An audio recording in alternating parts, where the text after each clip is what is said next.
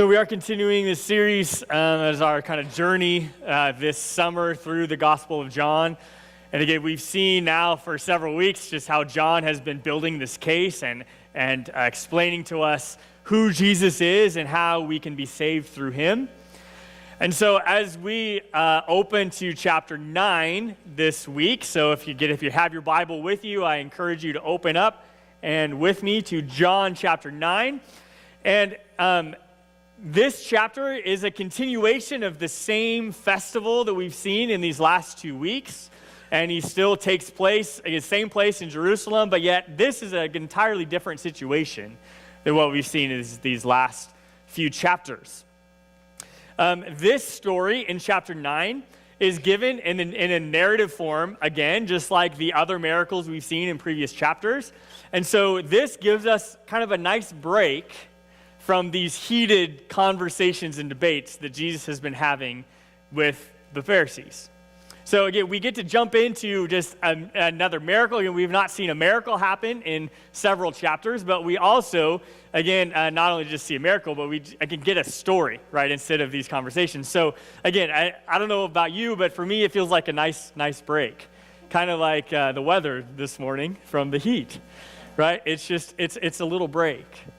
And so as we see that, we are going to jump right into this story, this narrative story that Jesus, or that we hear about Jesus. And so I'm going to start with John chapter 9, verses 1 through 5. So we're going to, like I said, jump right in this narrative story. In verse 1, it says, "As Jesus was walking along, he saw a man who had been blind from birth.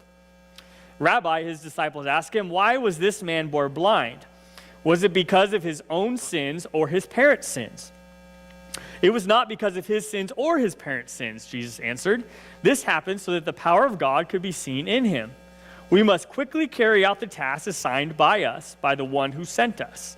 The night is coming, and then no one can work. But while I am here in the world, I am the light of the world.'"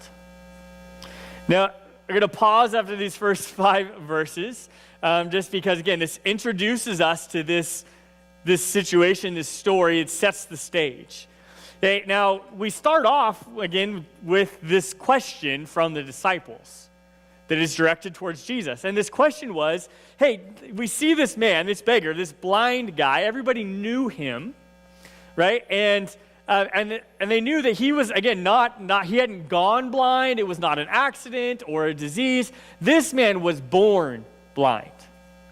And so he could not see from day one of his life. And obviously this man had a reputation for being there. Everybody knew who he was because, again, the assumption is made, even by the disciples, that everybody knows that this man had been born blind. And so then they present this question to Jesus with 2 options. Right? They say, so he was born blind, so was it his sin or was it his parents' sin that caused this malfunction of his eyes, right? And they're saying, so again, they present Jesus with 2 options, right? Now, this was a common belief of their time that physical defects, especially ones that were from birth, were a direct consequence of sin. Now, again, not just born ones, but also, again, whether it was a disease or accident or whatever it was, but that physical physical defects were a direct consequence of sin. And so again, that was assumed by the disciples. Their question was just, whose sin is this man paying for? Right now, Jesus presents them with a third option. Right, one that they had not even considered. Right, Jesus, notice, they gave, is it this or this? And you just, well, no, you know what, it's neither one of those. Right, because Jesus' answer to them, right, was that it's neither one. In fact, it wasn't sin at all, perhaps, that caused this man to be blind. Right? So again, the principle that Jesus gives them as this third option is that struggles in life are not always punishment for sin. Right? That was the assumption that they made, right? It was Jesus, somebody sinned and this man's paying for it. So who was it that sinned? And Jesus says, you know what? It was neither one of those. This man's blindness is not a consequence of sin. Right? And so, but notice again, that was not necessarily Jesus' entire answer. I mean, he said it was not because of his sins or his parents' sins, right? He establishes that. He's saying it's not either one of them, right? There's another option. But then Jesus goes on to say this happened so the power of God could be seen in him. Okay, so now there is, I think, a very important distinction we need to make with Jesus' answer here. Okay, Jesus says, because, again, if you just read it, we could quickly come to the conclusion then that God had caused his blindness. But that's not what Jesus says. Right? Jesus, when he just says, this happened. Okay, this happened, right?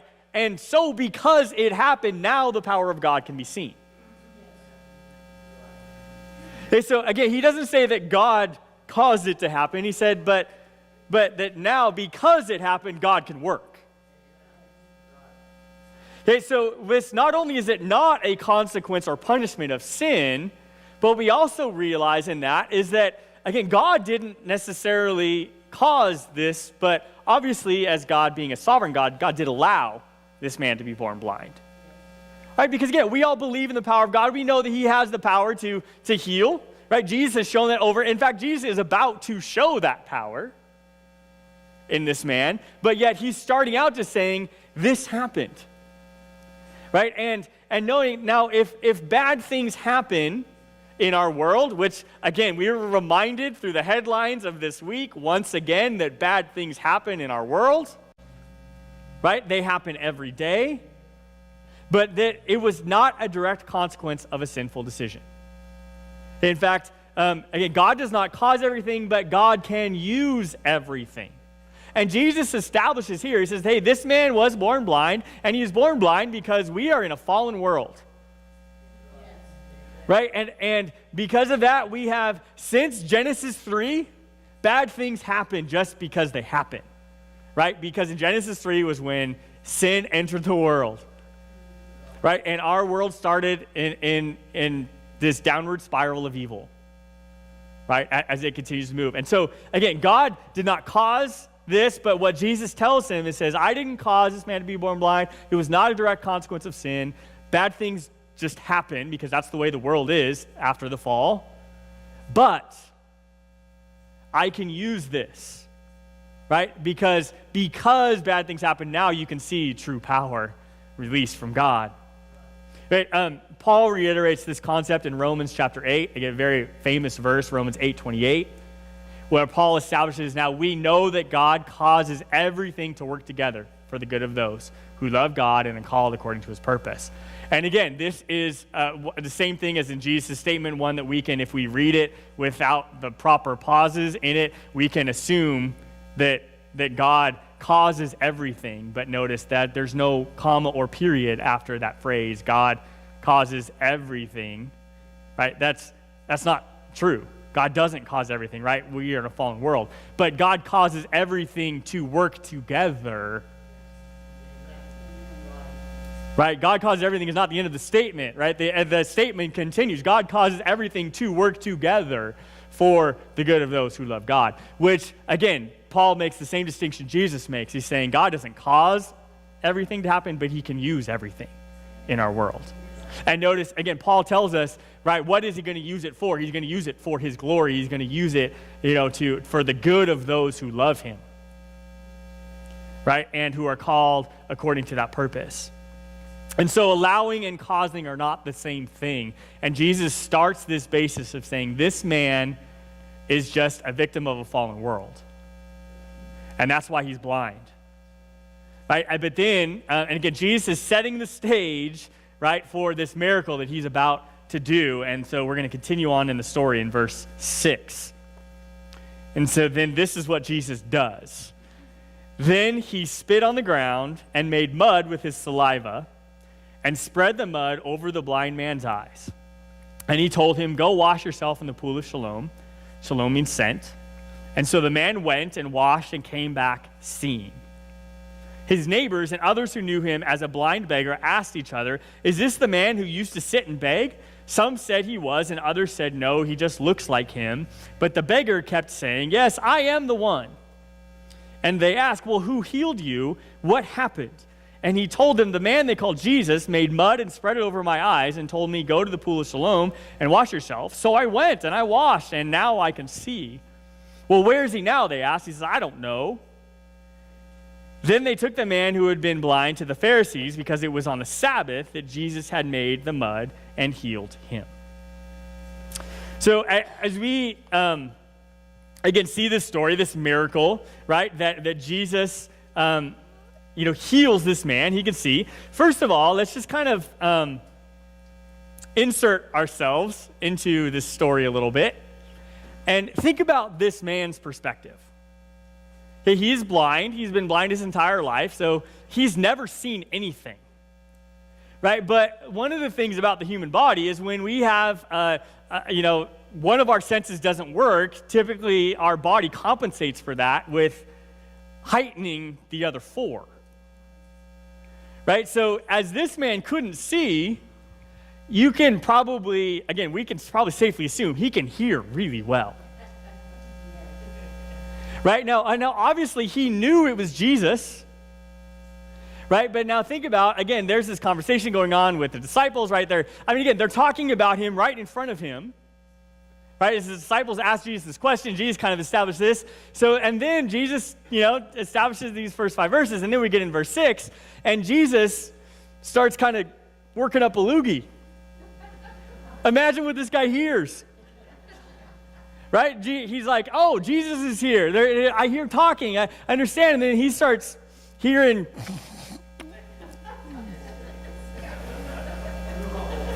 And then the next thing, he feels something. Right? He hears spitting, and then he feels cold on his face. Imagine this guy's perspective. Thanks, Jesus. Right? Are you sure this is the best way? Right? Jesus makes mud, which the fact that he makes mud is the first violation of the Sabbath. Right? Because he worked, he made mud. Right? And then he puts it on the guy's eyes. And as he's hearing this going on, this cold stuff hits his face. Right? And then that heightened hearing comes back in when Jesus says, go to the pool. Right? Well, now again, we see this man's perspective. And we also understand, again, John establishes that this all took place on the Sabbath. This is the second time in John's gospel that Jesus heals somebody on the Sabbath.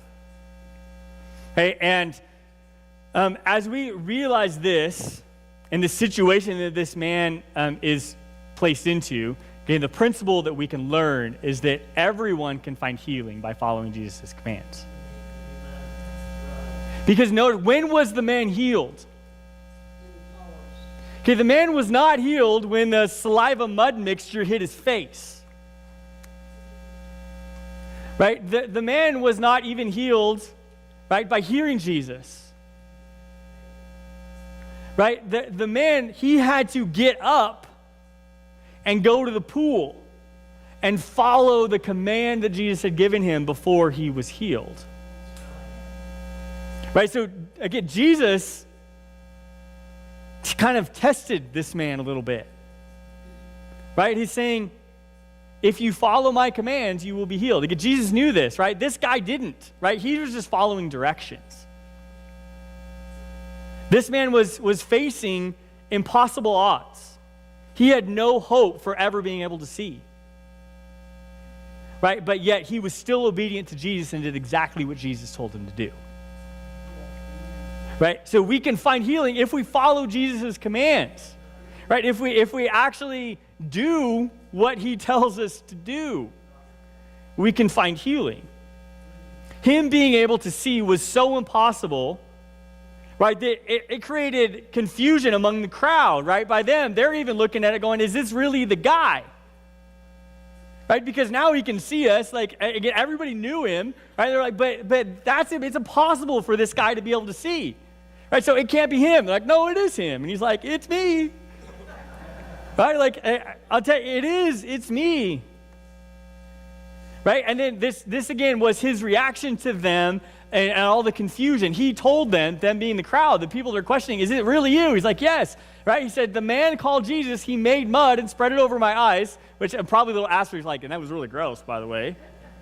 Right? And then he told me to go to the pool, so I went and I washed and I can see. Right? No, Jesus took him so far, and then he had to step up and put action behind his belief. Right? And then he was healed. And that's, again, his testimony to these people is like, no, I am him. And like I said, I wanted to be healed enough that I got up and I went to the pool and I did what Jesus asked me to do. Right? I did my part. I held up my end of the deal. I went and I washed, and now I can see you. Right? And now, again, this man responded with complete obedience, but he could have responded in a few different ways. Right? He could have responded in thinking, well, the only reason I need to wash is because you spit on my face. Right? Because there's no way I'm ever going to be able to see. Right? He could have kept that perspective. Right? But yet, he had the faith to know that, well, if I do what Jesus says, that I can be healed, because Jesus told him that. Right? So there was a faith piece in his healing. Right? Was that I believe I can be healed, that the reason I need to wash is because you told me so I can be healed, not just because I have this gross mixture on my face. Right? Or he could have argued with Jesus and said, well, okay, I believe that you can heal me, but I don't think I should have to go wash. I think you should just heal me here. I don't want to get up. I mean, there's a line at the pool, and, I got that. Just heal me now. Right? He could have came with this entitlement attitude of Jesus towards him, right? Again, he had the faith. He believed that Jesus could have healed him, but he could have been like, well, you know what, Jesus? I was thinking this over. And, it's a long ways over to the pool, and, it's hot, and the pool's cold, and I think just heal me now. Right here. But he didn't respond that way, did he? No, he had the faith that Jesus could actually heal him, and he also, again, had the commitment to put action behind that belief, right? And to get up and to do his part and actually go to the pool and to actually wash. Right? And when we see both of these attitudes, we see both of these attitudes in our world all the time, don't we? Right? I have no belief that Jesus has any power, he can't do anything. Right? Or, well, if he does, I believe he's got the power, but he's going to do it on my terms. Right? And we see those attitudes in our world all the time. Right? And this man could have responded that way, but he didn't. Right? He was obedient, and he found healing through his obedience. And then as we see the story continue on in this next section, in verses 15 through 34. Now, 15 through 23, we see that now we jump into the same conversation we've been seeing happening for several chapters, right? Where, as we say, they bring this guy to the Pharisees, right? Because they're like, well, something has happened here. We don't know what's going on. So they bring him to the Pharisees, and they question him, right? They even... Again, they're just as confused as everybody else. And so, in fact, they even go to bring in this guy's parents and saying, is this really your son? And was he really born blind? Because we think there's some shenanigans going on here. And we're not sure. And so they kind of question all of this. But yet, again, in their minds, they have made up their minds about Jesus. And he keeps doing these things on the Sabbath that he's not supposed to do. And again, John doesn't really go much into it because he's already established it in these ongoing chapters. But then I want to pick up the story again in verse 24. So for the second time, they called in the man who had been blind, and they told him, God should get the glory for this because we know that this man, Jesus, is a sinner. And then he responds, I don't know whether he's a sinner, the man replied, but I know this, I was blind and now I can see.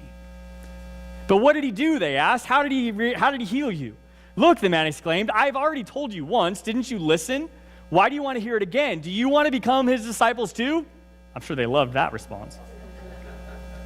Then they cursed him, right? Obviously they didn't. They cursed him and said, you are his disciples, but we are the disciples of Moses. So we know God spoke to Moses, but we don't even know where this man comes from. "Why, that's very strange," the man replied. "He healed my eyes, and yet you don't know where he comes from? We know that God doesn't listen to sinners, but he is ready to hear those who worship him and do his will. And ever since the world began, no one has been able to open the eyes of someone born blind. So if this man were not from God, he couldn't have done it." "You were born a total sinner," they answered. "Are you trying to teach us?" And they threw him out of the synagogue.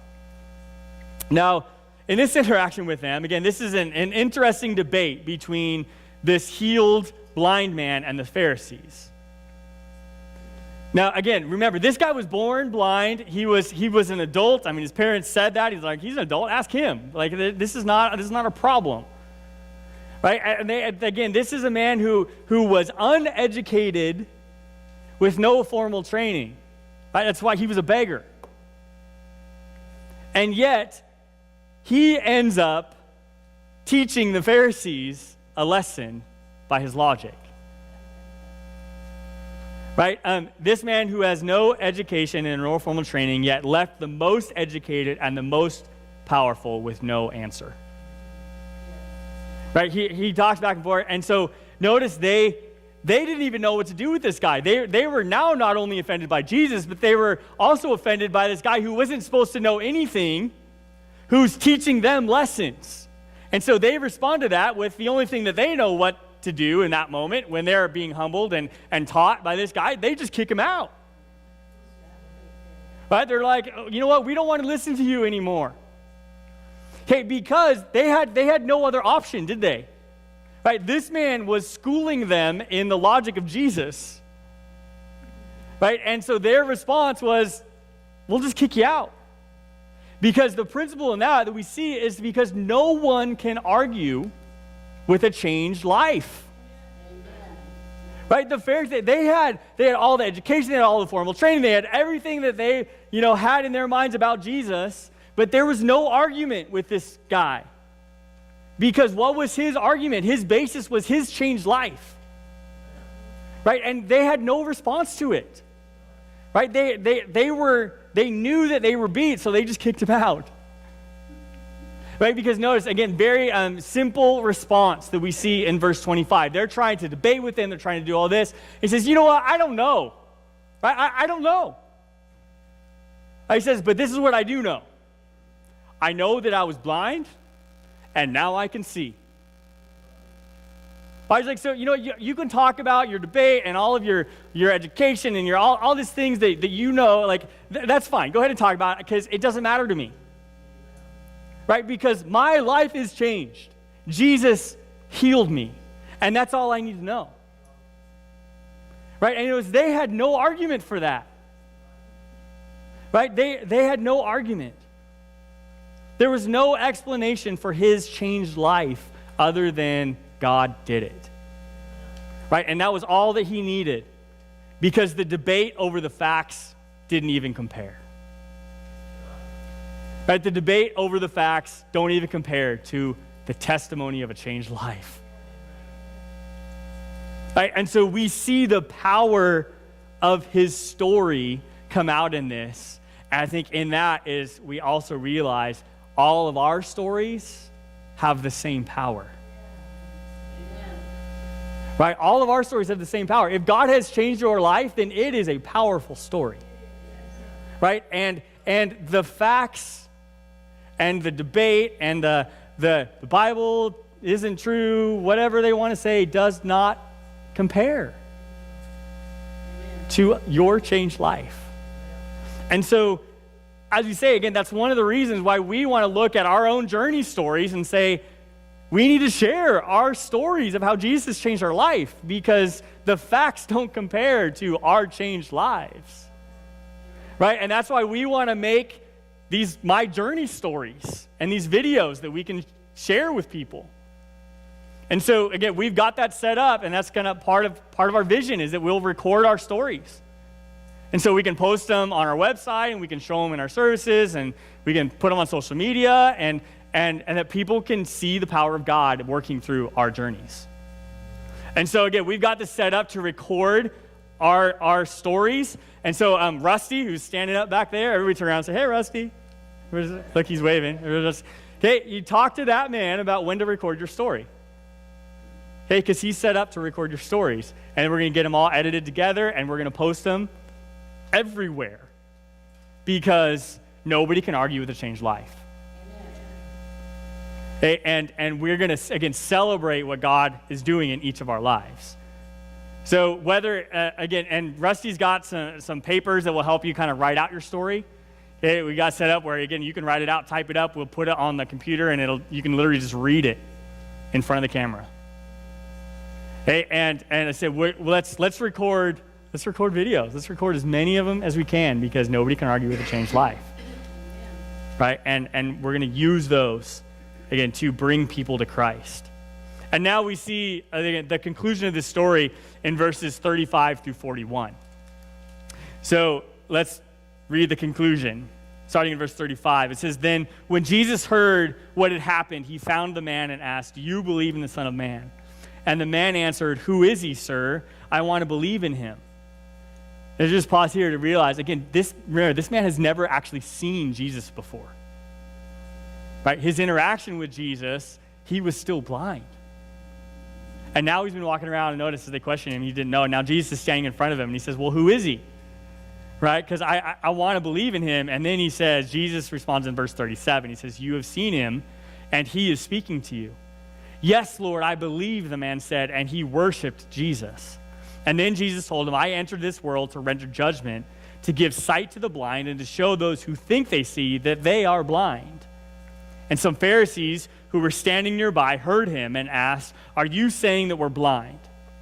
If you were blind, you wouldn't be guilty," Jesus replied, "but you remain guilty because you claim you can see." Now, as we see this conclusion to this story, okay, once again that we've seen happen over and over again in the Gospel of John is that Jesus uses a physical example to teach a spiritual lesson. Okay, and the physical example was this man, this blind man being healed. Okay, blind from birth, had never seen Jesus, but then gets healed and now sees Jesus. Okay, and in the interaction in these last few verses, we see two very distinct and opposite reactions to Jesus. Okay, the first reaction comes from this blind man, right, who was blind. He knew he was blind and was given vision by Jesus. Okay, and his reaction was complete surrender and worship. Okay, it was, again, once everything had been revealed to him, right? He saw what had previously been unseen, right? He saw Jesus in front of him, and he realized that. And then, again, we see his response in verse 38. He says, "Yes, Lord, I believe," the man said, and he worshiped Jesus. It was a complete surrender to him, and, again, his response was worship. He was worshiping Jesus. He says, "Yes, I will do that." And then, though, we see the opposite reaction by these Pharisees who overhear, Jesus tell him why he was here, right? And then, so reaction number two is one of defensiveness and self-preservation. Right, where this man completely surrenders himself to Jesus and says, "Yes, again, I surrender myself to you. You've healed me, now save me, and I worship you." And then they come out with defensiveness. Right, because they hear Jesus tell this guy, "I entered the world to render judgment, to give sight to the blind, and to show those who think that they are blind, who think they see that they're blind." Then the Pharisees were standing nearby and asked, "Are you saying we're blind?" Again, they were defensive. Right, they knew that he was calling them out. I mean, he's already done it several times, right, in this same few days of this festival. Right, they're kind of tired of it by now, I'm sure. Like, well, every interaction we have with Jesus, he just calls us out. So again, they already knew the answer to this question, right? But they respond with defensiveness, right? And then right, we see this, right? I mean, again, the obvious answer, Jesus is obviously saying they're blind. In fact, he calls all of us blind, right? Notice in his statement, there's no other option other than being blind, right? He says, "Because I came to give sight to the blind, and then to show those who think that they see that they are actually blind too." Right? Blind is the only option that Jesus presents. Right? Of course he was calling them blind. He was calling all of us blind. Right? But Jesus, again, using a physical example to teach a spiritual truth, then reveals in the very last verse, in verse 41, that it's not really being blind at all that he's trying to get us to understand. He's trying to teach us about guilt. Right? Because Jesus says, if you were blind, then you wouldn't be guilty. Right? Because again, Jesus says what he wants to do with blind people. Right? I want to give them sight. So if you were blind, you wouldn't be guilty, because then I'd be at work in your life and I could give you sight, which means you're not guilty anymore because you start to see the world for what it really is. Right? You say, but you remain guilty because you can claim that you see. Right? Their claim was they had it all figured out. They didn't need Jesus. Right? They didn't need a Savior. They could already see. But then Jesus says, but because you think you have it figured out, you will remain blind. Again, this is about admitting that we need a Savior, that we can't save ourselves, because the truth is we're all blind. We're all in need of a Savior. And the question at hand is whether we will admit it or not. Right? And this man admitted that he needed Jesus. And he believed that Jesus had the power to heal him, and he stepped up with obedience and found healing. And he was restored sight. Right? He was blind, but now he can see. And yet those who claim they can see will remain blind if they don't admit it. If we don't admit it, then Jesus gives us sight. Okay, and the question is one, right? Is again, what is your attitude? Do you think we don't need Jesus? Right? If you're still blind, you need Jesus. Right? And if you're here today and you're still blind, I hope that you will receive sight from Jesus today. Right? All it takes, just like I said, that's why he came. He came to restore sight to the blind. But yet, if we do have sight, if we admit that we need Jesus and we receive him in our life, right? Then we are being made to see again, what are we then doing with our sight? Right? Because notice, what did this man do once he could see? He started telling everybody. Right? And he started telling everybody, and he worshiped Jesus, and then he told everybody again, and then he worshiped Jesus some more. Right? And again, what are you doing? What are you using your sight for? Are you using it to share about and to worship Jesus? And so that is my final thought for us today, right? Is, are you still blind? Okay, if so, you can accept sight by following Jesus' commands. And if you have sight, then use it for worship and to help those that are blind.